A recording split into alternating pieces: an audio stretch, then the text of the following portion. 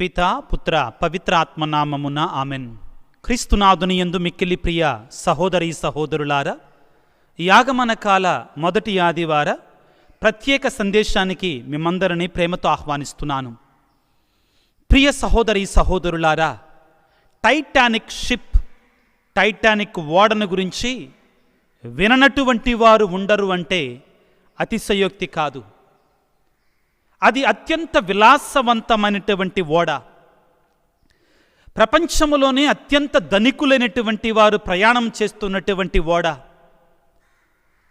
అది నిర్మించినటువంటి కాలాన్ని బట్టి చూస్తే అంత పెద్ద ఓడ కానీ, అంత ఎత్తైన ఓడ కానీ, అంత పొడవైనటువంటి ఓడ కానీ ప్రపంచంలో ఆ రోజుల్లో లేదు. అంతమంది ప్రయాణికులని ఒకేసారి తీసుకుని వెళ్ళేటువంటి పడవ కూడా ఆ కాలంలో లేదు. 1912వ సంవత్సరంలో.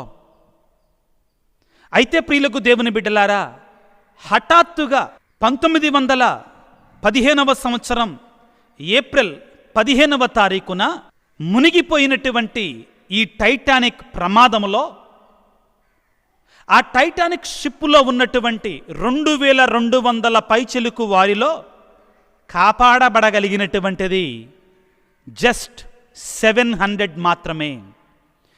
700 మంది మాత్రమే కాపాడబడగలిగారు.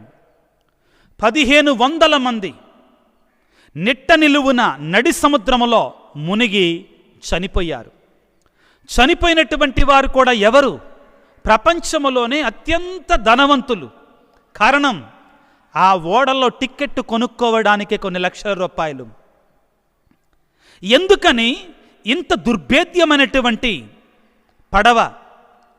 ఆ యొక్క ఓడకి టైటానిక్ మాత్రమే కాదు, మరొక పేరు కూడా ఉంది, అన్సింకబుల్ షిప్ అనేవాళ్ళు. ఇక ముడిగిపోనటువంటి ఓడ అని పేరు పెట్టారు దానికి. దేవుడు కూడా ఈ ఓడను ముంచలేడు అని గర్వంతో ప్రగల్భాలు పలికారు. మరి ఇంత గొప్పదైనటువంటి, ఇంత బలవంతమైనటువంటి, ఇంత దుర్భేద్యమైనటువంటి, విలాసవంతమైనటువంటి, ఖరీదైనటువంటి ఓడ ఎందుకు మునిగిపోయింది అంటే 2 ముఖ్యమైన కారణాలు ప్రియులారా. మొట్టమొదటిగా వారిలో ఉన్నటువంటి గర్వం.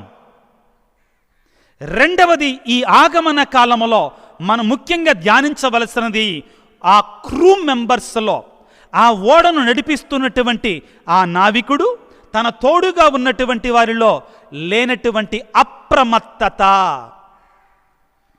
ఆ విధంగా వాళ్ళు ప్రయాణమైపోతూ ఉండగా ఈ విలాసవంతమైనటువంటి ఓడలో ఆ ఓడను నడిపేటువంటి కెప్టెన్ అన్నాడట, ఇంగ్లాండ్ నుండి న్యూయార్క్ వరకు, అమెరికా వరకు మనం చాలా స్పీడ్గా వెళ్ళాలి. మన ఓడకి ఎటువంటి అపాయం వచ్చినా కానీ ఏమి జరగదో, దుర్భేద్యమైనటువంటి ఓడ అని చెప్పాడు. ఆనాటి కాలంలో ఒక ఓడ ప్రయాణం చేయడానికి 45 కిలోమీటర్ల వేగం, గంటకి చాలా స్పీడ్ ఎక్కువ. అతను చెప్పాడట, మనం ఒక రికార్డు సృష్టించాలి ప్రపంచంలో, ప్రపంచానికి మనం ఒక రికార్డు ఇవ్వాలి. ఏమిటి అంటే, ఇంగ్లాండ్ నుంచి న్యూయార్క్ వరకు వెళ్ళినటువంటి అత్యంత స్పీడ్, త్వరగా వెళ్ళినటువంటి ఓడ మనదై ఉండాలి అని చెప్పుకోవాలి జనం అని అన్నాడట.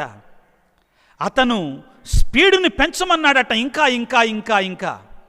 కానీ అతనికి వార్నింగ్ ఇచ్చారట, ఇంత స్పీడు మీద టైటానిక్ షిప్ వెళ్ళటం మంచిది కాదు, ప్రమాదం, అంటే ఈ ఓడకి ఏమీ కాదు అని చెప్పాడట. అతనిలో అప్రమత్తత లేదు, హెచ్చరికని ఖాతరు చెయ్యలేదు. అతను ఐస్బర్గ్స్ అంటే సముద్రము లోపల ఐస్ కొండలు ఉంటాయి, పెద్ద పెద్ద కొండలు.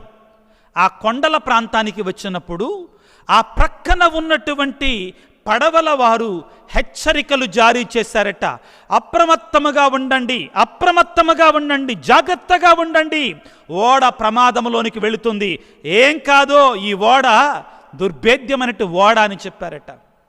చివరికి క్రూ మెంబర్స్కి ఒక ఫోన్ కాల్ వచ్చింది, మీరు ఐసు కొండకి అతి సమీపంలో ఉన్నారు అని చెప్తే అతను ముందు నువ్వు ఫోన్ పెట్టేశాయి. ఎందుకంటే ఈ ఓడలో ఉన్నటువంటి వారు తీరం చేరుకున్న తర్వాత ఎటువంటి భోజనం తయారు చేయాలి దాని గురించి మాట్లాడుతున్నాం, అది ముఖ్యమైనటువంటిది, ముందు నువ్వు ఫోన్ పెట్టేశాయని చెప్పారంట. ఇవి జరిగిన సత్యాలు ప్రియులారా, అక్షరాలా రాసినటువంటివి.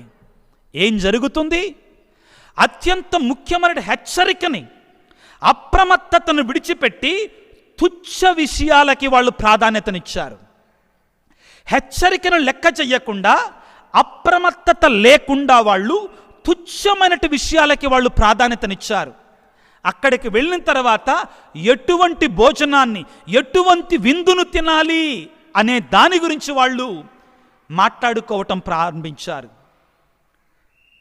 ఈ ఓడ మునగడానికే వీలు లేదు, దేవుడు కూడా ఈ ఓడను ముంచలేడు అని పలికినటువంటి ఆ ఓడ సముద్రములో 5 రోజులు ఖచ్చితంగా ప్రయాణం చేస్తుంది. నెట్ట నిలువున నడి సముద్రములో మునిగిపోయింది. క్రీస్తునాథుని యందు ప్రియులకు దేవుని బిడ్డలారా, ఆగమన కాలము అనేటువంటి పడవలో మనం ప్రయాణాన్ని ప్రారంభించాం. ఆగమన కాలం అనేటి ఓడలో మన జీవిత ప్రయాణాన్ని ఇదిగో ఈ ఆదివారం రోజున, ఆగమన కాలపు మొదటి ఆదివారం రోజున ప్రారంభిస్తున్నాం. ప్రారంభిస్తున్న మనకి కూడా మన రక్షకుడు మెస్సయ్య పశువుల కొట్టములో మన కొరకై చిన్ని బాలుడిగా జన్మించబోయేటువంటి ఆ చిన్నారి బాలయేసు కూడా మనకి హెచ్చరికలు జారీ చేస్తున్నాడు. ఈనాటి సువిశేషములో లూకాసు వార్త 21వ అధ్యాయములో 34వ వచనములో, తుచ్చ విషయాసక్తితోనూ త్రాగుడుతోనూ చీకు చింతలతోనూ మీరు మందమతులు కాక అప్రమత్తులై ఉండండి. హెచ్చరిక చేస్తున్నాడు మనల్ని ఆగమన కాలములో. ప్రియ సహోదరి సహోదరులారా, క్రిస్మస్ పండగ రోజున నేను దీవెనలు పొందుకోగలనా? ప్రభు యొక్క రాకడ సమయాన నేను ఆ గమ్యాన్ని చేరుకోగల, దేవుడు నన్ను ఏ గమ్యాన్ని చేరుకోమని అన్నాడో, ఏ గమ్యాన్ని చేరుకోవాలని కోరుకుంటున్నాడో, నేను ఆ గమ్యాన్ని సురక్షితముగా చేరుకోవాలంటే, ఆ మెస్సయ్యను సురక్షితముగా చేరుకోవాలి అంటే దేవుడు చేసే హెచ్చరికలని మనం అప్రమత్తతతో స్వీకరించాలి.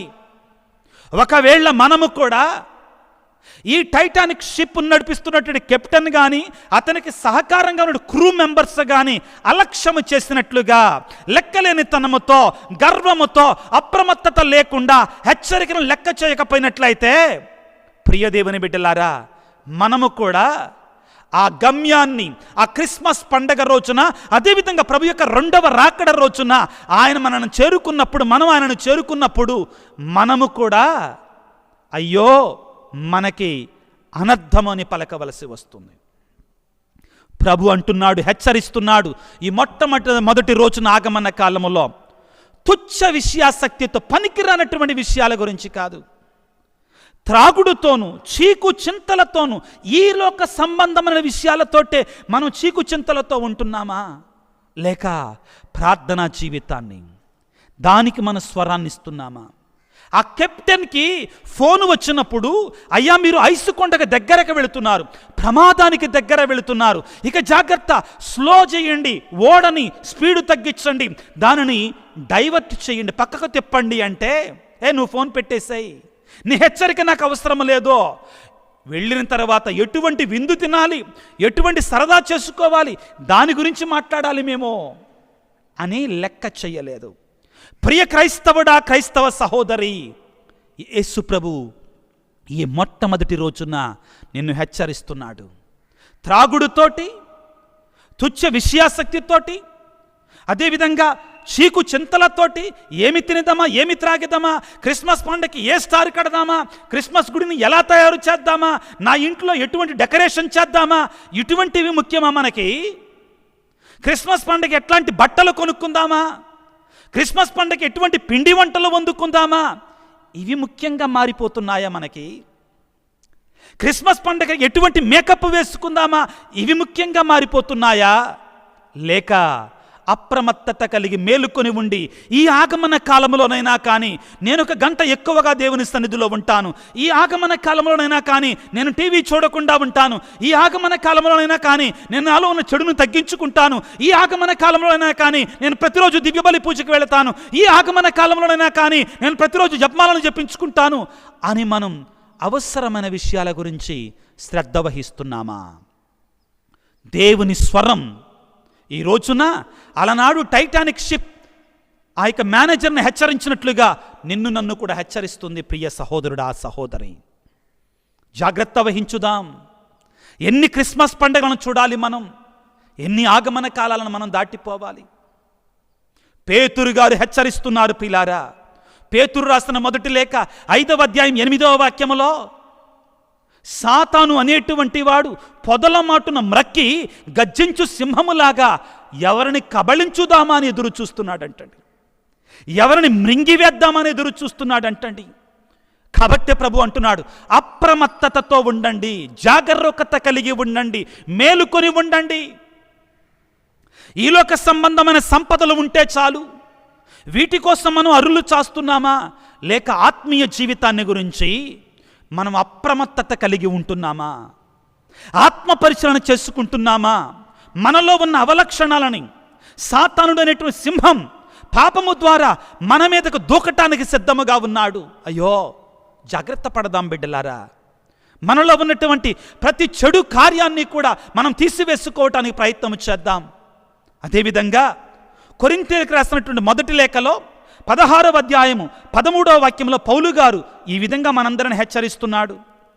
జాగరూకులై ఉండు, విశ్వాసమున దృఢముగా ఉండు, ధైర్యము కలిగి బలవంతుడై ఉండు. ఆత్మీయంగా మనం ఆత్మీయంగా బలంగా ఉండాలి, ఆత్మీయంగా ధైర్యంగా ఉండాలి.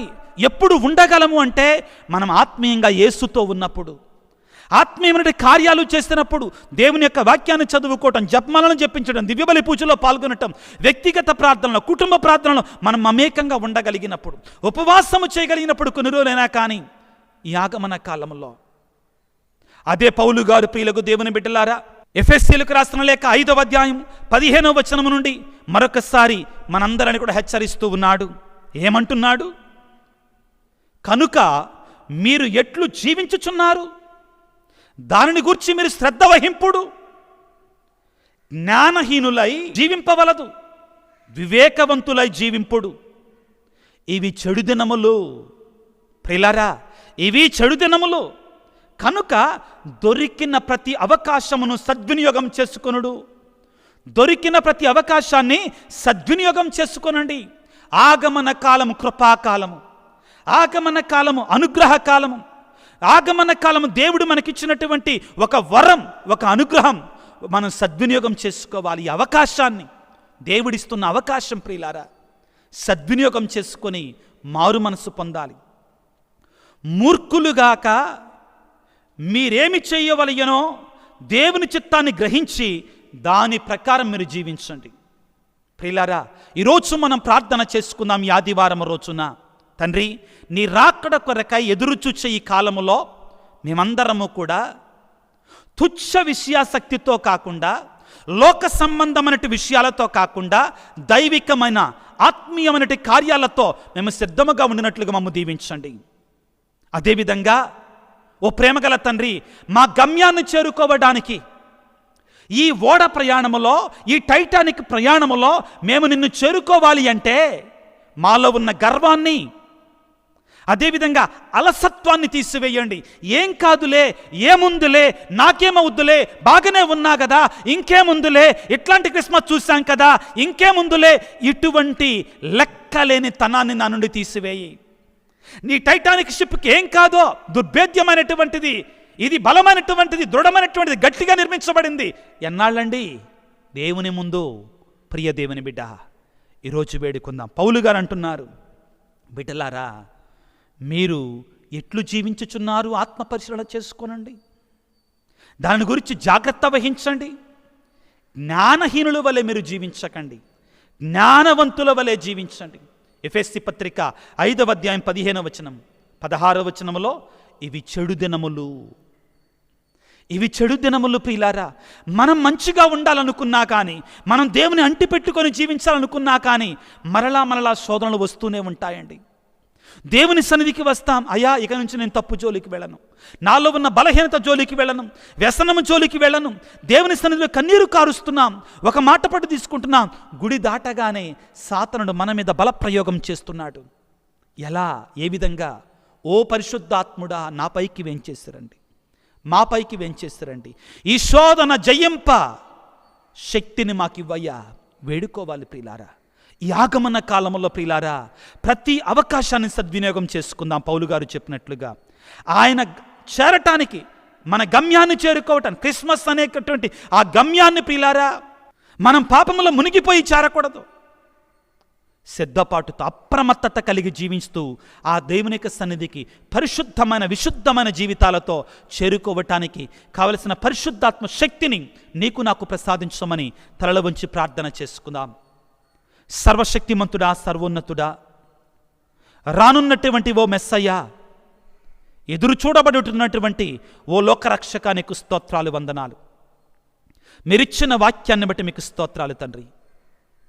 ఈనాడు మీరు మాకు టైటానిక్ షిప్ యొక్క గర్వాన్ని చూసి, టైటానిక్ షిప్లో ఉన్నటువంటి నడిపే నాయకులలో లేనటువంటి అప్రమత్తతను చూపిస్తూ మీరు కూడా జాగ్రత్త అని మమ్మ హెచ్చరిస్తున్నారు. మీకు స్తోత్రాలు, వందనాలు.